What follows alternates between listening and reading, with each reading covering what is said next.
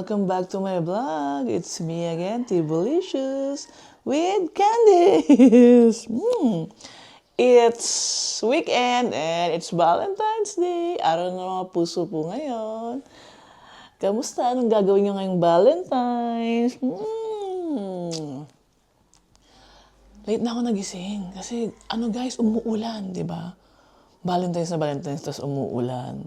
Sobrang lamig pa rin dito, guys. Sa sa Mandaluyong daw, medyo mainit na. Pa-summer na. Kaya yon.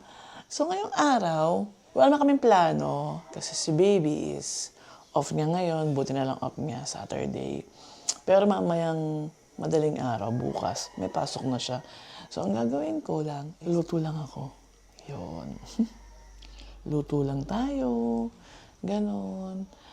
Magluto tayo ng pasta bongole. Puro mga Italian to. Wala lang kasi naghahanap ako ng something na masarap pero medyo healthy, di ba? Alam niyo na, nasa na tayo, healthy era. Kasi na tayo, ano ba yun? Di ba ang sabi nila is trentahin, pero ako is kwarentahin. Tapos yun, and luto tayo ng caprese salad, kung tama ba yung pronunciation ko. And then, wala tayo soft drinks. Umiwas tayo sa mga sugary drinks. Pero gagawa si baby ng iced tea na homemade na walang sugar. Gagamit tayo ng stevia.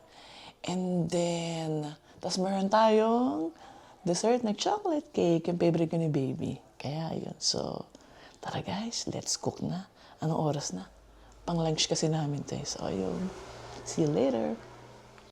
Hi guys! I'm back! And ito na yung mga ingredients ng pasta bongole. Ayun daw yung tamang pagkaka-pronunciation dapat nung bongole, ng pasta bongole. Bongole. Pinakinggan ko muna sa YouTube, di ba? Kaya yun, kasi ang sabi ko nung una, bonggol. Hindi daw, bongole.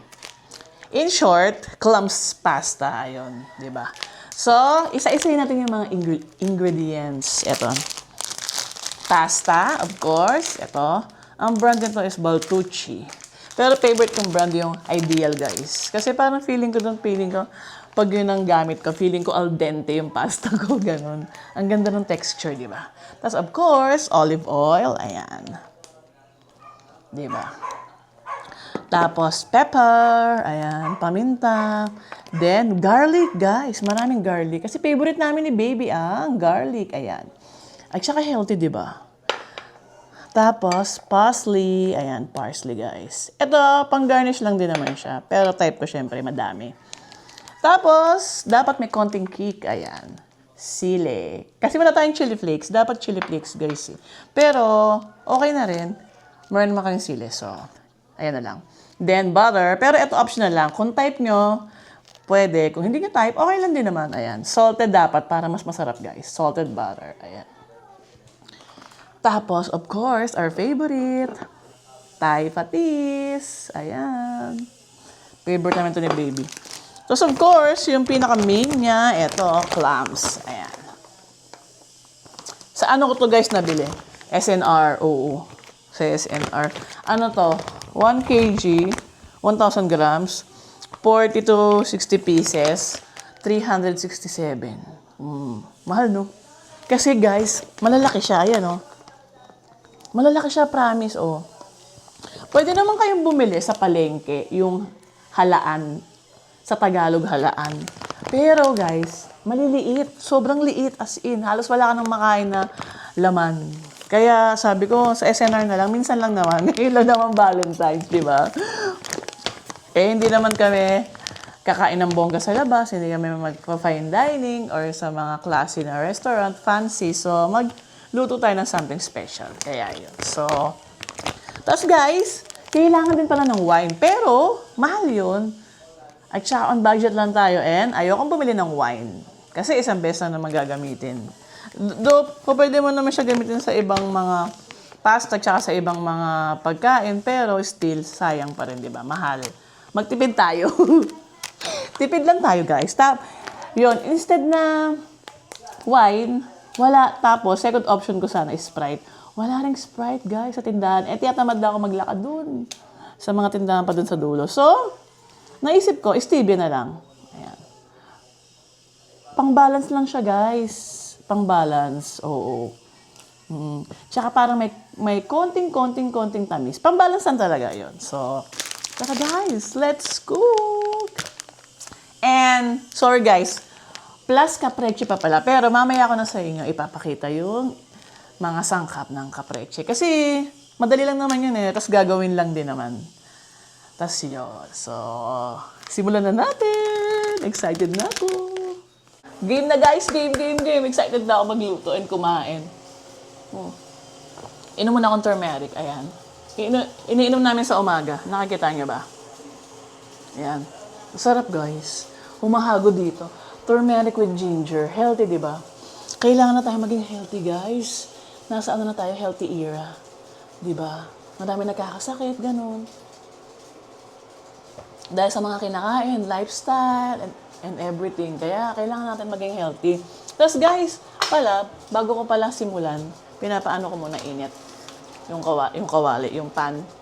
Ang mga iaano ko ngayon vlog, mga healthy foods. Oo. Tapos maghahanap tayo ng mga restaurant na mga nagsaserve ng mga healthy. Tsaka yung mga pagkain na medyo healthy at least, di ba? Para hindi yung sobrang talagang mga mga unhealthy food yung kakainin natin. Like ng mga fried, processed, yun. Kailangan yung medyo may pagka-organic, natural, ayun. So, ayun lang naman guys, di ba? Para at least, meron kayong mga idea kung saan kayo kakain. Tsaka, di ba, pag nasa labas tayo, halos lahat talaga sobrang unhealthy yung mga pagkain. Kung di maalat, sobrang tamis. Kaya maghahanap tayo ng mga resto na nagsaserve na mga kahit pa paano is healthy naman, di ba? Tapos yun, tara guys, dami kong dak-dak, di ba? Simulan na natin. So eto guys, bago ko gaanohin, di ba dapat usually una pasta? Iano ko muna to, sasangkutsa ko muna yung clams para yung juice niya ilalagay ko sa pag-boil ng pasta, di ba? Para pasta pa lang may lasa na agad, di ba? So tara, sangkutsa na natin. Ayan na, mainit na siya guys, pinainit ko na. Lagyan natin ng olive oil. Ubusin na natin itong olive oil na tira. Para hindi sayang. Actually, wala na. Wala na pala siya. Diba? Kasi mahal ang olive oil. Sobrang mahal ng olive oil. Kaya pala ako guys naka-jacket. Malamig ha. Malamig. Baka akala ko nasa ibang bansa ako. Promise, malamig talaga dito. Wala sa umaga. Walang keme. Hindi kami nag-electric pa, hindi kami nag-aircon. Pero pag summer, grabe naman yung lamig. Kaya yun. So, maglagay na tayo ng olive oil. Ay, ba't ganito? Mali pala yata ako ng bukas. Yan, konti lang. Kasi, sayang. Ayan na guys. Kaya na natin yung garlic. Oops. Sobrang lakas. Pinakamahina lang. Okay na yan. Then, ilagay na natin yung clams. Ayan na guys. Nilagay ko na yung clams. Diba? Ang lalaki niya, diba? Oo, ang gaganda, no? Lagyan na natin yung clams. Laksan na natin yung apoy. Pwede na yung laksan. Yan. Halu-haluin. Ayan. Then, maglagay tayo ng pepper. Isang kamay lang ako, guys.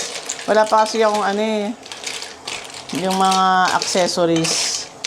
Kaya, isang kamay lang gamit ko. Hawak yung camera din. Yung kanan naman, eto. Nilagyan ko na ng pepper, guys. Tas tubig na lang. Ayan. Lagyan pa natin ng more tubig. Another tubig, guys. Ayan. Diba? Tapos, hayaan na natin yung kumulo-kulo. Ayan. Takpan natin. Tas that's it, guys. Tas pasta naman ng yung pinagpakuluan nito, dito ko pakukuluin yung pasta. Diba, bongga? Para lasang-lasa na agad yung clams. Ayan na guys, habang pinakukuluan natin yung clams, diba? Habang naghihintay tayo, gawin na natin yung caprese salad. Ito pala yung mga ingredients. Of course, olive oil. Actually guys, kailangan to ng balsamic. Kaso nga lang, wala nga rin ako. At saka mahal yun. Huwag na tayong bumili.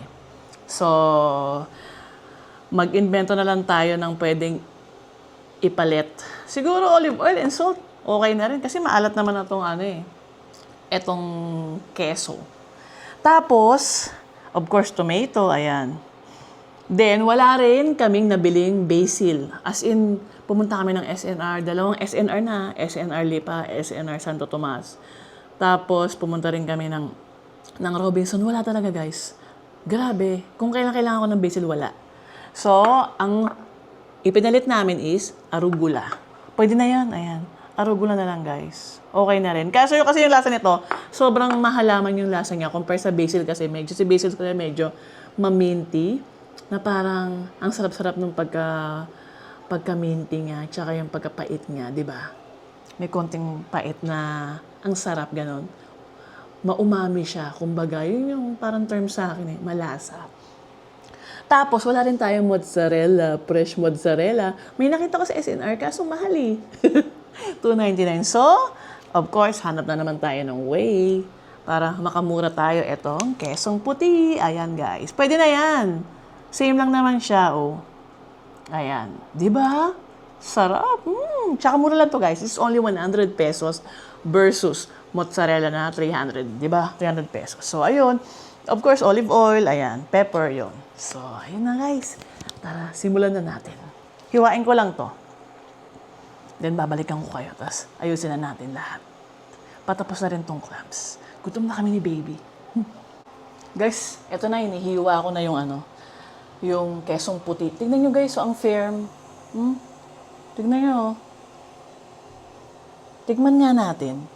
Ngayon lang ako ulit makakain ng kesong puti. Siguro, last na kain ko, matagal na panahon na. Oh my, sarap. Wow. May lasa na siya, guys. Kaya pala ang taas ng sodium. Kaya dapat konti-konti lang. Ang sarap. Mas masarap to sa mozzarella. Grabe! Ang sarap nito sa tinapay, pandesal. Oh my God. Nagustuhan to ni baby. Sarap. Guys, ito na ang finished product ng caprese. Look. Diba? Ang ganda. Oh, ha? Ang tagal ko dyan. Kasi inayos-ayos ko pa. Tignan nyo. Oh, diba? Guys, sobrang sarap ng kesong puti, promise. Highly recommended tong brand ng kesong puti na to. Medyo maalat siya, kaya yung cut ko, ayan, maninipis lang, diba? Tapos, ayun na, patapos na tayo sa ating mga lutuan. Balikan ko kayo uli. Guys, this is the finished product, diba?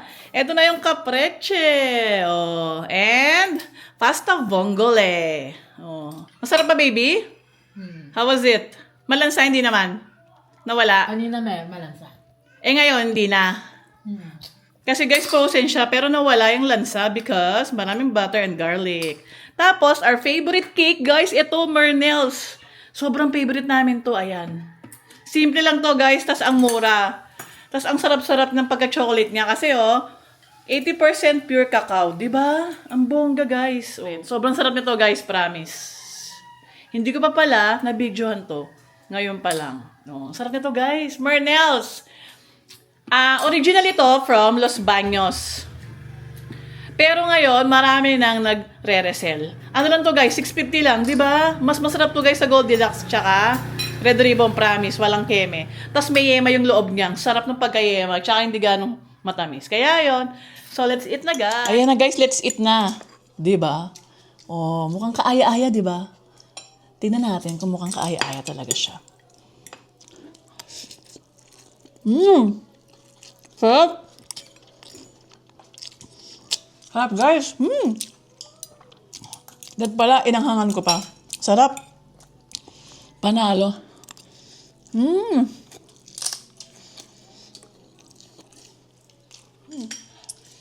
Sarap, guys. Teka lang. Ano oras na ba?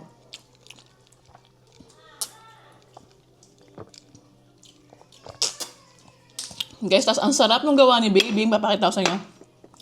Gawa ni Babing brewed iced tea na walang sugar. Ayan, no?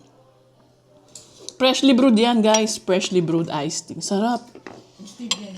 With stevia. Oo nga, wala kang sugar with stevia. Ayan, no? Lemon lang siya, tapos talagang iced tea. In-steep niya muna yung tea. Lipton. Masarap Lipton. Tapos, honey tsaka stevia. Yun lang, sarap. Ano lang guys yung pasta. Hindi na siya ganun ka-al dente na, baby. Pero, okay na din, parang restaurant, na rin. Ba't mas marami? Ang sarap guys, dito, Quezon Puti Panalo guys yung kapreche. Sobrang sarap guys. Paborito ko talaga mga clams. Tahong, ganun. Ay, grabe sarap.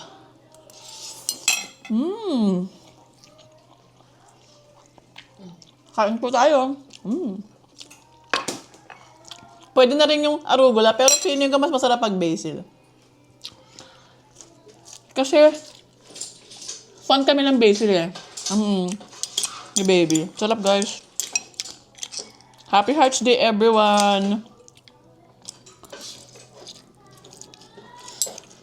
Siguro itong kinain namin, ano na to? 1.5 na baby. Wala pa yung cake. Oh, nag-aanli pa si baby na diba? Pasta vongole. Doon isang servings lang. 2 servings pala. 2 for sharing. Diba? Dito, okay na. Mga nakamagkano lang tayo dito, no? Mura lang. Wala pang 1,000, guys.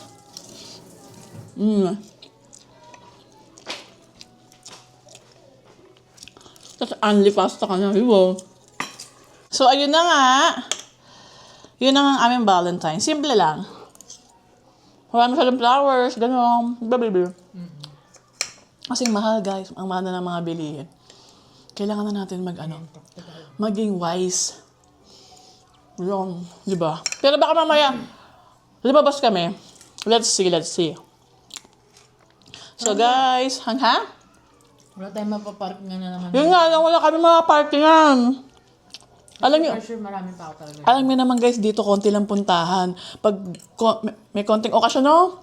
Punong-puno yung mga mall. Ay, grabe talaga. Puno yung outlet. Pero let's see. Kung lalabas man kami mamaya, ipapakita ko sa inyo. Pero kung hindi, i-end ko na yung vlog ko dito. I-enjoy na namin ang aming food. And happy Hearts Day, everyone. Bye, guys. Thank you for watching. Sarap.